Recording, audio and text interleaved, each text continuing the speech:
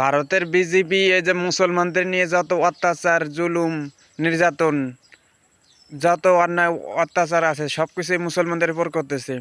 আজকে বিজেপিকে বলতে চাই যে আপনাদের এত অত্যাচার জুলুম এগুলো ব্রিটিশরা যে সময় শাসন করেছিল ভারতে, তখন আপনারা কোথায় ছিলেন? এই ভারতবর্ষ স্বাধীন করলে তো মুসলমানরাই স্বাধীন করছে। আপনাদের হিন্দুদের তো তেমন কোনো ভূমিকা নাই। হিন্দু যারা হিন্দুত্ববাদী সংগঠনের যারা নেতা ছিল, বড় বড় নেতা, তারা তো সব ব্রিটিশেরই পক্ষে ছিল। তারা তো ওই সময় করে না, মুসলমানদের জন্যই তো আজকে ভারতবর্ষ স্বাধীন হয়েছে। এই যে ভারতের দেওবান মাদ্রাসা থেকে শুরু করে নবাব সিরাজউদ্দৌলা থেকে শুরু করে ভারতের দেওবান মাদ্রাসা বিরাট ভূমিকা আছে হলো এই মুসলমানদের ভারতের স্বাধীনতা অর্জনের জন্য। আজকে আজকে সেই মুসলমানদেরই আপনারা সেই অতীত ভুলে গিয়ে মুসলমানদের উপর অত্যাচার জুলুম নির্যাতন করতেছেন। মুসলমান ছাড়া তো ভারতবর্ষ কোনোদিন স্বাধীন হতো না। মুসলমানরা এই নির্যাতিত অত্যাচারিত ব্রিটিশদের বিরুদ্ধে গর্জে উঠেছিল বলে আজকে ভারত স্বাধীনতা লাভ করেছে। এই যে রবীন্দ্রনাথ ঠাকুরকে যে বিশ্বকবি বলা হয়, উনি তো বিশ্বকবি হলো কখন থেকে? কারণ উনি ছিল হলো ব্রিটিশদের পক্ষে, আর কাজী নজরুল ইসলাম ছিল হলো ব্রিটিশ বিরোধী।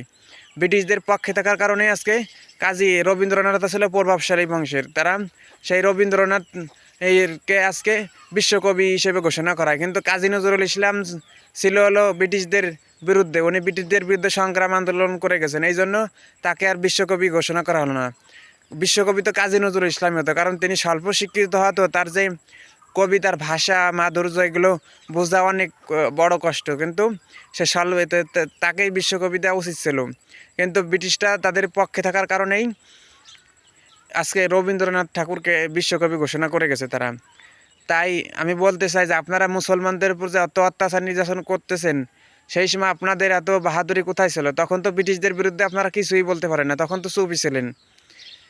ভারতবর্ষ স্বাধীন হওয়ার পিছনে আমাদের মুসলমানদের ভূমিকা অনেক আছে। মুসলমানরাই তো এই ভারতবর্ষ স্বাধীন করছে। হাজার হাজার মুসলমানদের জীবন গেছে, লক্ষ লক্ষ আলেম ওলামাদের জীবন গেছে। আর এই ভারতবর্ষ তো একদিন আবার আমাদের এই মুসলমানদেরই দখলে আসবে ইনশাল্লাহ। আপনারা মুসলমানদের কত নির্বাচন করবেন? এই নির্যাতন তো একদিন শেষ হবে। একদিন আমরা আবার এই মুসলমানরা ভারতবর্ষ স্বাধীন করব ইনশাল্লাহ। মুসলমানরা শাসন করব সবাই, তখন আর ভারতবর্ষ তো তখন সবাই শান্তিতে মিলেমিশে আমরা থাকতে পারবো।